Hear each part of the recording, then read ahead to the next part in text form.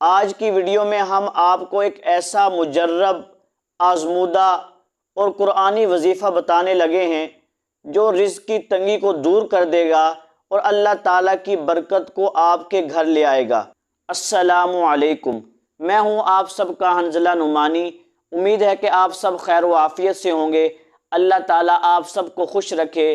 اللہ پاک آپ سب کی تمام پریشانیاں، مصیبتیں، بیماریاں، تکلیفیں دور فرمائے۔ دوستو، اللہ تعالیٰ نے قرآن مجید میں کئی مقامات پر رزق کا ذکر فرمایا ہے، اور اللہ تعالیٰ کی رحمت سے ہمیں جو کچھ ملتا ہے وہ رزق کہلاتا ہے۔ لیکن بعض اوقات ہمیں رزق کی تنگی محسوس ہونے لگتی ہے، تو ایسے وقت میں ہمیں اللہ تعالیٰ کی طرف رجوع کرنا چاہیے اور ایسے اعمال اور وظائف کرنے چاہیے جس سے رزق کی تنگی دور ہوتی ہو اور اللہ تعالیٰ کی برکت لاتی ہو۔ تو انشاءاللہ اسی کے متعلق آج آپ کو ایک مجرب وظیفہ بتانے لگا ہوں۔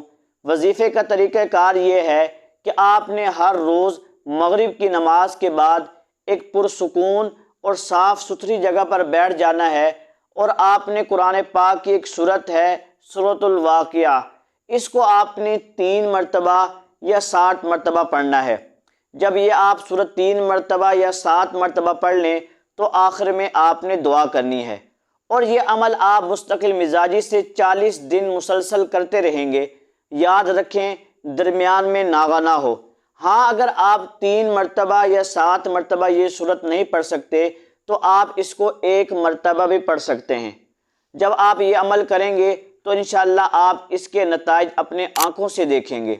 دوستو، اس عمل سے نہ صرف آپ کے مالی حالات بہتر ہوں گے بلکہ اس سے آپ کی روحانیت بھی بڑھ جائے گی، اور یہ وظیفہ آپ کے دل کو پرسکون کر دے گا اور اللہ کے قریب کر دے گا۔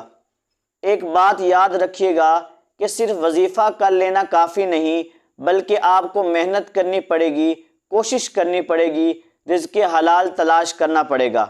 دوستو، اگر آپ کو یہ وظیفہ پسند آیا ہو تو اس کو اپنے دوستوں اور خاندان کے ساتھ بھی شیئر کریں تاکہ وہ بھی اس وظیفے سے فائدہ اٹھا سکیں۔ اللہ تعالی ہم سب کے رزق میں برکت عطا فرمائے۔ دعاؤں میں یاد رکھیے گا۔ میں ہوں آپ سب کا حنظلہ نعمانی۔